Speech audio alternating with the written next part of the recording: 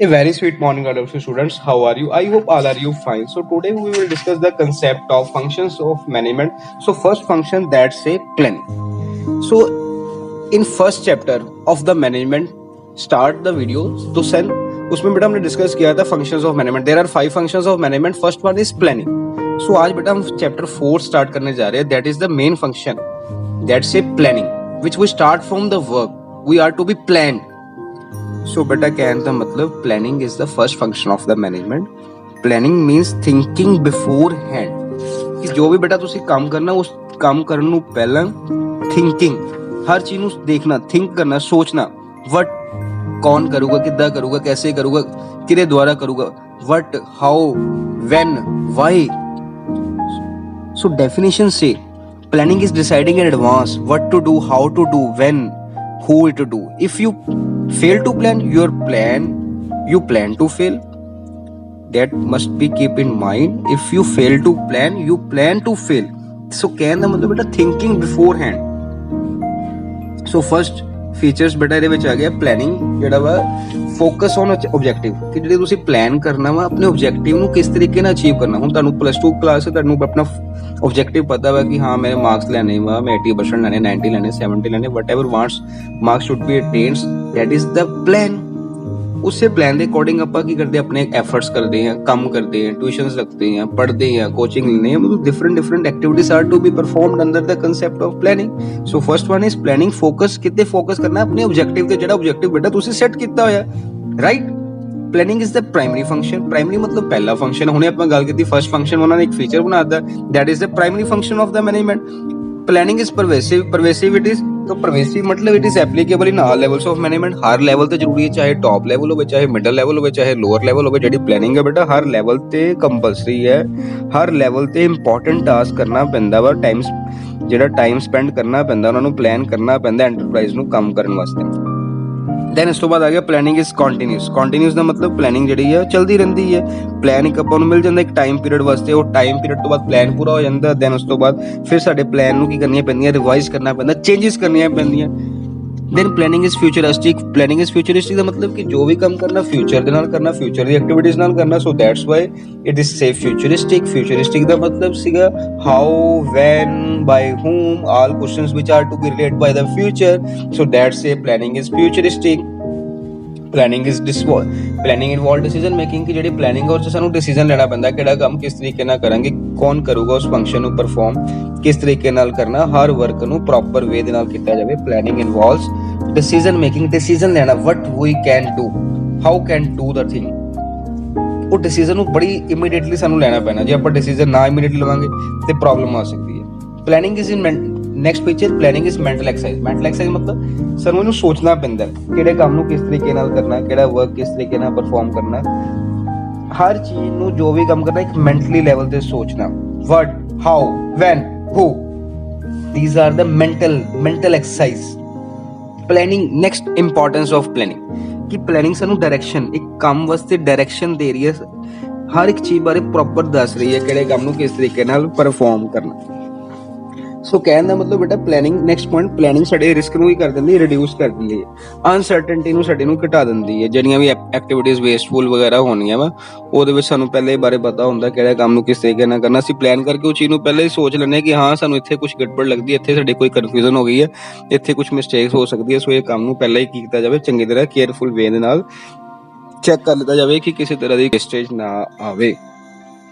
Then next point, planning promote innovative ideas.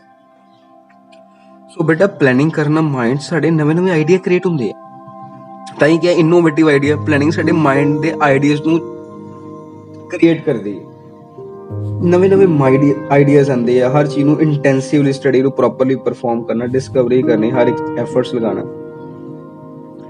Planning facilitate decision making. Planning ਕਰਨਾ decision, planning ਜਿਹੜੀ ਹੈ decision making ਹੈ. Facilitate ਮਤਲਬ decision ਲੈਣਾ, ਕਿਹੜਾ ਕੰਮ ਨੂੰ ਕਿਸ ਤਰੀਕੇ ਨਾਲ ਕਰਨਾ, ਕਿੱਦਾਂ ਕਰਨਾ.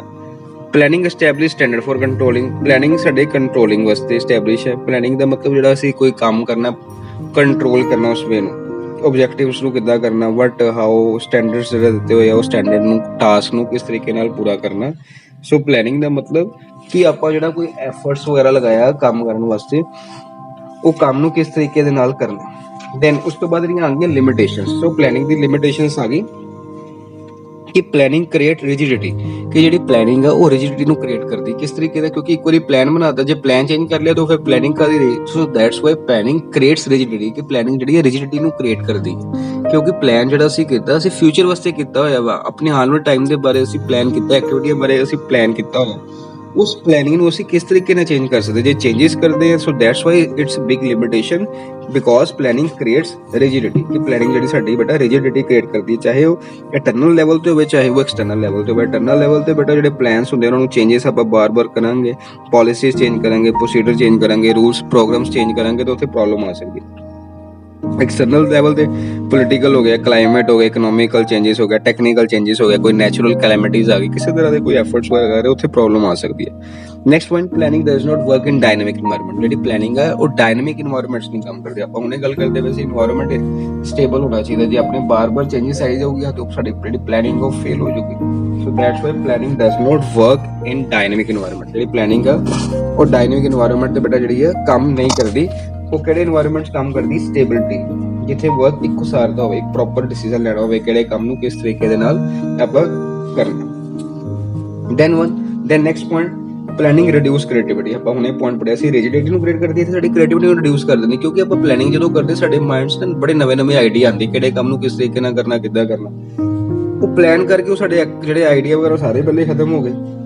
ਪਲਾਨ ਕਰਕੇ ਜਿਹੜੇ ਸਾਡੇ ਕ੍ਰੀਏਟੀਵਿਟੀ ਆਈਡੀਆ ਸਾਰੇ ਖਤਮ ਹੋ ਗਏ। ਸੋ ਕਹਿਣ ਦਾ ਮਤਲਬ ਪਲੈਨਿੰਗ ਜਿਹੜੀ ਸਾਡੀ ਰਿਡਿਊਸ ਕਰਦੀ ਕ੍ਰੀਏਟੀਵਿਟੀ ਨੂੰ, ਕਿ ਜਿਹੜੇ ਆਈਡੀਆਜ਼ ਵਗੈਰਾ ਆ ਰਹੇ ਆ ਉਹ ਪਹਿਲੇ ਅਸੀਂ ਕੰਮ ਕਰ ਚੁੱਕੇ, ਪਲਾਨ ਕਰ ਚੁੱਕੇ, ਉਹਨੂੰ ਪਲੈਨਿੰਗ ਨੂੰ ਹੁਣ ਕਿਸ ਤਰੀਕੇ ਨਾਲ ਆਪਾਂ ਚੇਂਜ ਕਰਾਂਗੇ। ਸੋ that's why planning reduce creativity. ਕਹਿੰਦੇ ਪਲੈਨਿੰਗ ਕਰਨਾ ਖਰਚਾ ਬਹੁਤ ਹੁੰਦਾ ਹੈ, planning involves huge cost. Planning ਮਹਿੰਗੀ ਬਹੁਤ ਹੈ, ਪਲੈਨਿੰਗ ਦੇ ਵਿੱਚ ਪੈਸਾ ਬਹੁਤ ਲੱਗਦਾ ਵਾ, ਟਾਈਮ ਵੀ ਬਹੁਤ ਲੱਗਦਾ ਵਾ, ਐਫਰਟਸ ਵੀ ਬਹੁਤ ਲੱਗਦੇ। Lot of time is to be covered by the plan when we think about the future.